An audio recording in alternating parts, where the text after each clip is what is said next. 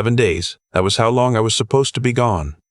My buddy Terrence runs a roofing crew in Shreveport, and he'd called in a favor. Said he had a big commercial job, needed experienced hands, and the pay was good enough that I didn't think twice. 11 days, maybe 12.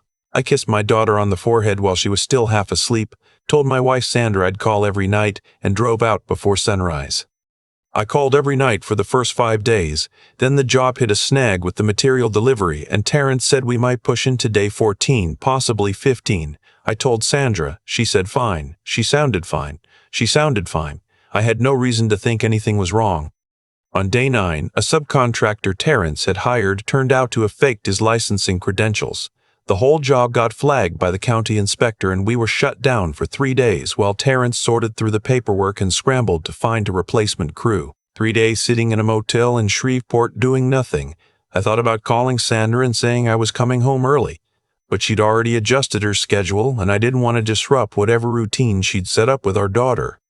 Except on the morning of day 11, I woke up and just felt wrong about it.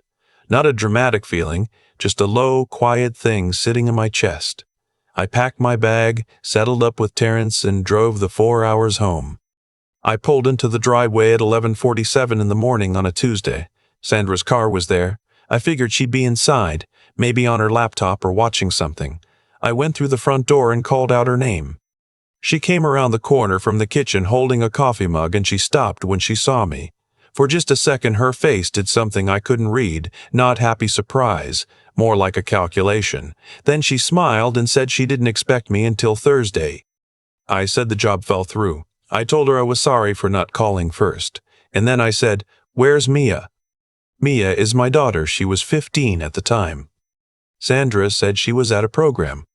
I asked what kind of program. She said it was a leadership and development thing, kind of like a summer camp but more structured. She said Mia had been struggling with her attitude lately, that they'd had a few blow-ups while I was gone, and that a woman from her church group had recommended this place. She said Mia actually wanted to go. I asked why she hadn't mentioned it when I called. Sandra said she didn't want me to worry. I asked for the name of the place. She went to get her phone to look it up. That pause, the fact that she had to look it up. Something in me went cold right there.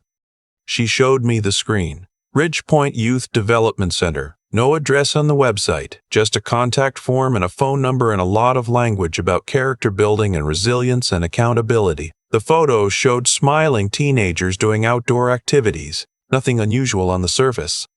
I asked how long Mia had been there. Sandra said 8 days. I asked if I could call Mia. Sandra said the program didn't allow personal devices. She said it was part of the process, limiting outside contact so the kids could focus. I looked at my wife. We had been married for 16 years. I knew her face better than I knew my own. And what I saw in that moment was not someone who had made a reasonable parenting decision. It was someone hoping I'd accept the explanation and move on. I went to the bedroom and shut the door and called the number on the website. A man answered and gave the name of the center in a practiced tone. I told him my daughter was enrolled there and I wanted to speak with her. He told me that wasn't possible during the program. I asked why. He said contact was restricted to protect the therapeutic process. I asked when parents could visit. He said visits were scheduled at the end of the 8-week cycle. 8 weeks. I asked how old the kids at the facility were. He said 12 to 17. I asked for the physical address. He said the location was kept private to maintain a distraction-free environment for participants. I sat on the edge of the bed for a moment. Then I walked back out to the living room and I told Sandra that I was going to get Mia today, and that she needed to tell me where the place actually was. Sandra's face changed. She said I was overreacting. She said Mia needed this. She said our daughter had been skipping school, talking back, sneaking out at night, and that she had tried everything else, and this was the only option left. I said, "You hid this from me for 8 days. She said she knew I would react exactly like this. I said I want my daughter's location, and I want it now. She didn't give it to me immediately. She argued. She cried a little. She said the woman from her church group had sent her own son there 2 years ago, and he came back completely changed. I asked changed how. She said he was calmer, more respectful, more focused. I asked if the woman's son had ever talked about what went on inside. Sandra didn't answer. I found the address myself. It took me 40 minutes on my laptop. The center was registered as a non-profit in the state, but the registration listed a rural county address about 90 minutes outside the city. There were 3 reviews online, all glowing, all written within the same 2-month window 3 years ago. There were 2 forum posts I found buried under different search terms, both from adults who said they had been sent to similar programs as teenagers. One of them described working 12-hour days in outdoor conditions. The other used the word imprisoned. I got in my car. Sandra called my cell twice on the drive. I didn't answer. The address took me off the main highway onto a 2-lane road and then onto a gravel road that cut through open land. There was a gate with a keypad and a camera. I sat in front of it for a moment. Then I got out of the car and pressed the intercom button. A woman's voice asked who I was. I said I was the father of one of the enrolled participants, and I was there to pick up my daughter. She said visits weren't permitted. I said I wasn't visiting, I was removing my child from the facility. She said that wasn't possible without prior authorization and that I would need to call the main number to schedule. I told her my daughter had been placed here without my knowledge or consent, and that I was her legal parent and I had the right to collect her immediately. There was a pause. Then she said she'd need to check with the director. I waited 6 minutes. The gate didn't open. I called 911. I told the dispatcher my minor child was being held at a private facility without my knowledge or consent and that I was being denied entry. The dispatcher asked if I had reason to believe my child was in danger. I said I didn't know, which was the problem. She said she'd send a deputy. Deputy Kira Sandoval arrived about 25 minutes later. She was calm, professional. She listened to me explain the situation. She pressed the intercom herself, identified herself as law enforcement, and asked the facility to open the gate for a welfare check. The gate opened. We drove up a long gravel path toward a cluster of low buildings surrounded by open fields, and that's when I saw them. Off to the left, in a section of land that had been cleared and partially landscaped, a group of teenagers were on their knees in the dirt, pulling weeds along rows of what looked like vegetable plants. It was mid-July. It was past 90 degrees. They were wearing long sleeves. I got out of the car before Deputy Sandoval finished barking. I walked toward the group and started scanning faces. A man in a polo shirt came out of the nearest building and said I wasn't permitted in that area. I kept walking.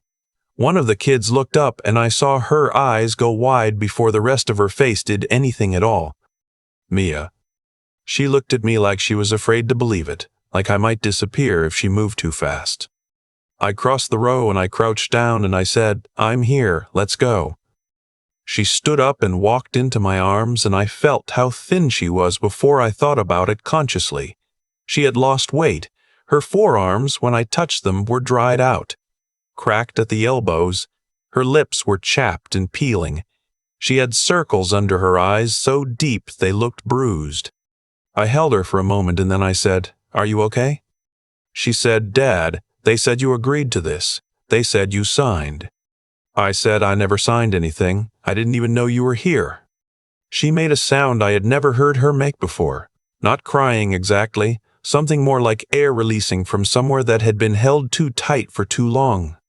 Deputy Sandoval was behind me now, speaking in a low voice to the man in the polo shirt. I heard him say the word contract. I heard her say the word guardian. I asked Mia how long they had been working outside. She said since 6 in the morning. It was 2:15 in the afternoon. I asked if they got water breaks. She said yes, twice, one in the morning and one after lunch. I asked what lunch was. She described a sandwich, a small bag of chips, and a cup of fruit from a can.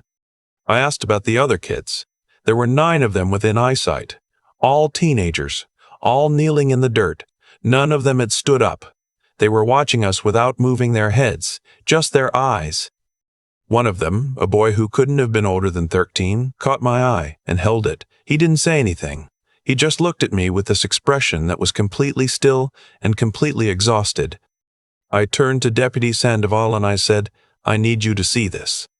She was already taking out her notepad. The man in the polo shirt started talking about legal agreements and in loco parentis authority and signed waivers. Sandoval told him to hold on. She asked me if I wanted to file a complaint. I said yes. She asked the man in the polo shirt for the name of the director. He said it was Dr. Sears. Preston Alwood. She asked to speak with him. Alwood came out of the main building 5 minutes later. He was in his 50s, with a neat beard and the kind of measured calm that I associate with people who have rehearsed their answers.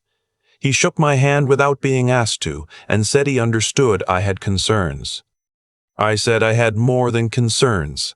I said my daughter had been placed here without my consent, that she appeared to be malnourished and dehydrated, and that she had been performing physical labor in extreme heat for over 8 hours. He said the outdoor work was part of the therapeutic program. He said it built character, responsibility, and a sense of contribution. I said she was 15 years old and it was 92 degrees. He said safety protocols were strictly followed. I asked if those protocols included telling a child that her father had signed her over to the facility. He paused. Then he said staff sometimes communicated enrollment information in ways that weren't perfectly precise. Deputy Sandoval wrote something down. I asked Alwood if the children were compensated for the work they performed on the property. He said it wasn't labor in the legal sense, it was part of the program curriculum. I asked if the produce they grew was sold. He didn't answer. I took Mia to my car. She was quiet for most of the drive back to the highway. At some point she said, "There's a girl in my cabin. Her name is Justine. She's 14. She's been there for 6 weeks, and her parents aren't coming for 2 more. I looked at her in the rearview mirror. She said she asked me last night if I thought anyone was going to come. I drove for another mile without saying anything. Then I turned around. We went back to the gate. I pressed the intercom again. Deputy Sandoval was still on the property. I told her what Mia had said about the girl named Justine, about the 6 weeks, about the question she had asked the night before. Sandoval got on her radio. By the time we left that day, Sandoval had called in 2 additional officers and had begun collecting statements from the staff on the property. She had also called Child Protective Services. I gave a full statement in the parking area outside the gate. Mia gave one too, sitting in the back of my car with the door open. She spoke in a flat, tired voice, and she didn't stop until she had said everything. The drive home was long. Mia fell asleep before we hit the main highway. She slept with her head against the window and her arms folded across her chest like she was holding herself together. When we got home, Sandra was in the kitchen. She looked at Mia and started to say something. Mia walked past her without stopping and went to her room. Sandra looked at me. I said we needed to talk. We talked for a long time. I don't need to detail all of it here. What I'll say is that by the end of the conversation, I understood that Sandra had known more about the conditions at that facility than she admitted. The woman from the church group had mentioned the outdoor work. Sandra had told herself it was structured, supervised, beneficial. She had told herself Mia needed discipline. She had told herself a lot of things. I told her that what she had done, placing our child in a facility without telling me, had broken something between us that I didn't know if I could fix. 6 months later, we were separated. The divorce was finalized the following spring. The state investigation into Ridgepoint Youth Development Center began 2 weeks after my visit. Deputy Sandoval's welfare check report, combined with the statements from Mia and several other children who were removed by their families in the days that followed, opened a formal inquiry by the State Department of Human Services. What they found over the following 4 months was documented in a report I eventually read in full. The facility had been operating for 6 years. In that time, it had enrolled over 200 minors. The produce grown on the property, including vegetables and herbs, had been sold to a regional distributor under the name of a separate LLC with no visible connection to the center. The children received no compensation. They worked an average of 7 to 9 hours per day outdoors, with insufficient hydration provisions during hot months, in addition to attending what the facility called group sessions, which former participants later described as high-pressure confrontational meetings designed to break down resistance to authority. Preston Alwood had no clinical licensure. His 2 senior staff members had backgrounds in private security and youth corrections, not therapeutic care. Alwood was charged with multiple counts of child labor violations, operating a care facility without proper licensure, and fraud related to the LLC structure.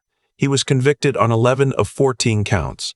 He's currently serving 8 years at a state correctional facility. The referral network that had brought families to the center, including the woman from Sandra's church group, was also investigated. Several people in that network had received small payments for every family they referred. The woman who had told Sandra about the program received $450 the week after Mia was enrolled. Mia spent 4 months seeing a therapist after we brought her home. She didn't talk much about what happened at the facility for the first few weeks. Gradually, she started to open up, not to me so much as to her therapist, but sometimes at dinner she would mention something, a detail, a moment, and I would just listen without asking follow-up questions because that was what she needed. What she told me eventually was that the hardest part wasn't the work was exhausting, and the heat was bad, and the food wasn't enough, but she had gotten through it by telling herself it was temporary. The hardest part was the first 3 days, when the staff repeatedly told the kids that their parents had reviewed and approved every element of the program, that their parents knew about the outdoor work, that their parents had specifically requested the no-contact policy because they needed a break. She said some of the kids believed it. She said she almost did. I think about that a lot, about how close it came to being a thing she believed, alone in a cabin in the heat, 8 days into a program her father didn't know she was in. I think about what would have happened if the job in Shreveport had gone the way it was supposed to, if I had finished on schedule, if I had driven home on Thursday instead of Tuesday. 11 days. That was supposed to be the plan. I don't know what to call the thing that made me pack my bag and leave on day 9. I'm not a particularly spiritual person, but I know that I am grateful for whatever it was, in whatever form it took, whether it was instinct or luck or something harder to name. I'm grateful that I listened to it. Justine, the girl Mia told me about, went home to her family 5 days after our visit, after her mother was reached by a DHS caseworker and told what had been found on the property. I don't know her last name. I don't know where she is now. But Mia still thinks about her. She mentioned her again just recently, out of nowhere, while we were doing dishes after dinner. She said, "I hope she's okay." I said, "I think she is." I don't know if that's true, but it's what I hope. And some nights, hope is the best thing I've got to offer. I keep coming back to the moment Mia looked up from that row of dirt and her face did that thing, that half second of not believing before the believing hit. I've replayed it more times than I can count, not because it was the worst moment of what happened, but because it tells me something true about what we owe each other as parents, as partners, as people who are supposed to be on the same side. What Sandra did wasn't the result of cruelty exactly. That's the part I had to sit with longest. She had convinced herself it was the right call. She had taken someone else's word for it, filled in the gaps with what she wanted to be true, and made a decision that affected our daughter's safety without giving me the chance to weigh in. The cause and the effect are a straight line, even if the person drawing it couldn't see it clearly at the time. You make choices in the dark and they have consequences in the light. That's not a spiritual law. It's just how things work. What I think about now, when I think about what Mia went through and what it took to get her out, is that nothing about that situation resolved itself. There was no outside force that swooped in and fixed it. The job in Shreveport fell apart. I listened to something uncomfortable in my chest on the morning of day 9. I drove home. I asked a direct question and didn't accept an evasive answer. I got in the car. I called 911 when the gate didn't open. Deputy Sandoval wrote things down. Mia gave her statement in a flat, tired voice and didn't stop until she'd said everything. Justine went home 5 days later because a caseworker made a phone call and a mother was finally told the truth. Every one of those steps required someone to do the right thing when it would have been easier not to. That's what I mean when I talk about doing right by your kids. Not a feeling, not an intention, a decision made under pressure without a guarantee that it will work out. I think about the boy in that field too, the one who looked at me without moving anything but his eyes. I don't know who he was or whether he got home. I hope someone came for him the way I came for Mia. I hope whoever it was didn't wait until the scheduled visit at the end of the 8-week cycle. What Mia needed from me wasn't a father who trusted the paperwork. It wasn't a father who deferred to the system because the system had official-sounding language and a contact form on a website. It was a father who thought clearly when things stopped making sense, who asked the question a second time when the first answer didn't hold up, and who didn't stop moving until his daughter was in the car. Clear thinking under pressure is something you build. It doesn't come from nowhere. Same with the stubbornness it takes to keep pushing when someone in a polo shirt is telling you to wait, to schedule, to follow the process. Mia showed more of that kind of stubbornness than I gave her credit for before any of this happened. She held on for 8 days in that heat, in that silence, telling herself someone would figure it out. That's not nothing. That's a kid who hadn't given up. I'm grateful she hadn't. I'm grateful I didn't either. The pecan tree in our backyard needed trimming last fall. Mia asked if she could help. We spent an afternoon out there, nothing dramatic, just the two of us working in the yard. She didn't mention the program once, neither did I. But at some point she handed me the clippers, and our hands overlapped for a second, and she didn't pull away. That's what I was working toward, that ordinary afternoon. That's what it was all for.